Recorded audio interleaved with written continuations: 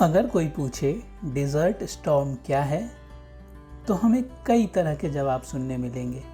अगर जवाब देने वाला किसी डेजर्ट या मरुस्थलीय इलाके से आता है, तो वो आपको बताएगा एक ऐसी डरावनी आंधी जब हवा में मरुस्थल की बालू घुली हो, दिन में रात जैसा माहौल हो और आपको जान बचाने के लिए घरों में बंद होना पड़े।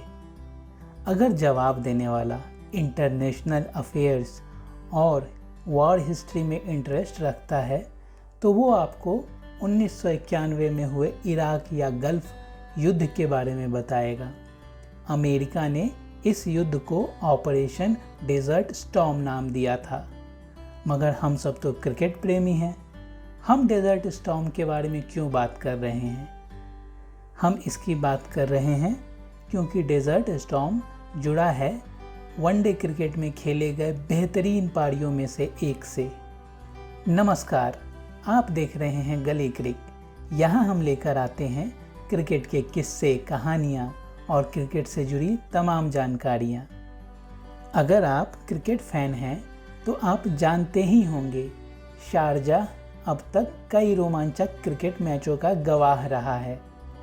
आज हम उन्हीं में से एक मैच की बात करेंगे जब एक बल्लेबाज डेजर्ट स्टॉर्म के बीच खुद तूफान बनकर ऑस्ट्रेलियाई टीम पर टूट पड़ा। 22 अप्रैल 1998 Sharjah Coca Cola cup triangular tournament का आखिरी लीग मैच में खेल रही टीमें थी भारत और ऑस्ट्रेलिया। टूर्नामेंट की तीसरी टीम थी न्यूजीलैंड। ऑस्ट्रेलिया फाइनल में अपनी जगह पक्की कर चुका था। भारत को टूर्नामेंट के फाइनल में क्वालिफाई करने के लिए या तो ये मैच जीतना था या न्यूजीलैंड से रन रेट में आगे निकलना था। ऑस्ट्रेलिया ने टॉस जीतकर पहले बल्लेबाजी करते हुए मार्क वॉ और माइकल बेवन की शानदार बल्लेबाजी की बदौलत 50 ओवरों में 284 रनों का विशाल स्कोर खड़ा किया। बेवन ने इस मैच में शतक लगाया था। उस समय 284 रनों का स्कोर आज के 384 रनों के समान था। उस समय कोई टीम अगर 280 से अधिक का स्कोर बनाती थी तो उसकी जीत लगभग पक्की होती थी। ये वो समय था जब 70 से 80 के स्ट्राइक रेट को बहुत अच्छा माना जाता था। भारत के सामने जीत के लिए ये पहाड़ जैसा लक्ष्य था और ऊपर से शारजाह की एनर्जी चूस लेने वाली गर्मी। इन परिस्थितियों में सबको लग रहा था भारत को अब कोई चमत्कार ही फाइनल में पहुंचा सकता है। चमत्कार हुआ और ये चमत्कार किया खुद क्रिकेट के भगवान सचिन तेंदुलकर ने। भारत की शुरुआत बहुत अच्छी नहीं थी और 27 ओवरों में भारत ने 138 के स्कोर पर अपने 4 बल्लेबाज खो दिए। सचिन उस समय क्रीज पर डटे हुए थे और भारत को फाइनल में ले जाने के लिए प्रतिबद्ध दिख रहे थे। मगर 31वें ओवर में वो हुआ जो शायद इसके पहले किसी इंटरनेशनल क्रिकेट मैच में नहीं हुआ था। शारजाह में डेजर्ट स्टॉर्म के कारण खेल रोकना पड़ा। खेल आधे घंटे तक रुका रहा। जब तक खेल रुका रहा, सचिन ने ड्रेसिंग रूम में किसी से बात नहीं की और इतनी गर्मी के बावजूद उन्होंने अपना हेलमेट और पैड्स वगैरह भी नहीं उतारा। वो पूरी तरह से अपने लक्ष्य पे केंद्रित थे।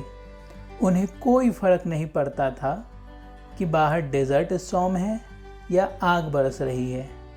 खेल जब दोबारा शुरू हुआ तब भारत को एक संशोधित लक्ष्य मिला। अब जीत के लिए भारत को 46 ओवरों में 277 रन्स चाहिए थे और न्यूजीलैंड से नेट रन रेट बेहतर कर फाइनल में जगह बनाने के लिए 237 रन। आंधी शांत होने के बाद सचिन तूफान की तरह ऑस्ट्रेलियाई बॉलर्स पर टूट पड़े और चौकों और छक्कों की बारिश कर दी।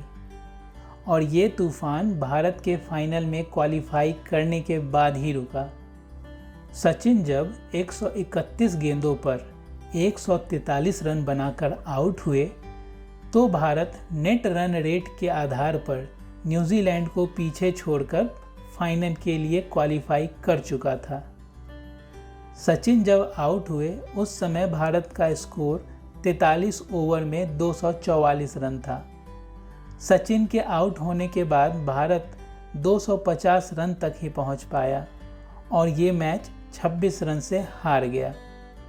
भारतीय टीम की तरफ से सचिन के 143 रन के बाद जो सबसे बड़ा स्कोर था वो नयन मोगिया का था, 35 रनों का।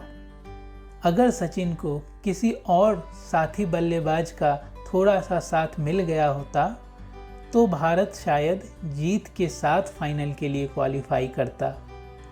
मगर सचिन ने एक दिवसीय क्रिकेट की बेहतरीन पारियों में से एक खेलकर सिंगल हैंडेडली भारत को हार के बावजूद फाइनल तक पहुंचा दिया। फाइनल मैच सचिन के 25वें जन्मदिन यानी 24 अप्रैल को था। फाइनल में फिर से ऑस्ट्रेलिया ने पहले बल्लेबाजी की और फिर से एक बड़ा स्कोर खड़ा किया। ऑस्ट्रेलिया ने फाइनल में 272 रन बना दिए। फाइनल मैच में डेजर्ट स्टॉर्म के कारण कोई रुकावट नहीं आई, मगर ऑस्ट्रेलिया के लिए सचिन खुद एक स्टॉर्म थे। वो ऑस्ट्रेलिया और ऑस्ट्रेलियाई जीत के बीच सबसे बड़ी रुकावट थे और ऑस्ट्रेलिया फाइनल में इस रुकावट को पार नहीं कर पाया। फाइनल में सचिन ने फिर से एक शानदार पारी खेली और फिर से शतक लगाते हुए 131 गेंदों पर 134 रन बनाए। फाइनल में सचिन को एक साथी मिल गया। कप्तान अजहरुद्दीन ने सचिन का भरपूर साथ दिया और भारत ने ऑस्ट्रेलिया को फाइनल में हराकर ये टूर्नामेंट अपने नाम किया।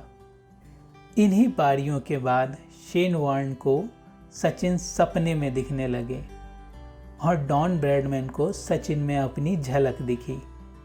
आज भी कई सारे टीवी एड्स और कई सारी क्लिप्स में जो आप सचिन को आगे बढ़कर छक्का लगाते देखते हैं वो सचिन की डेजर्ट स्टॉर्म पारी से ही होता है।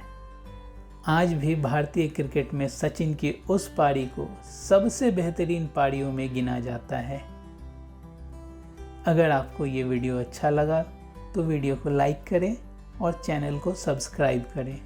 धन्यवाद।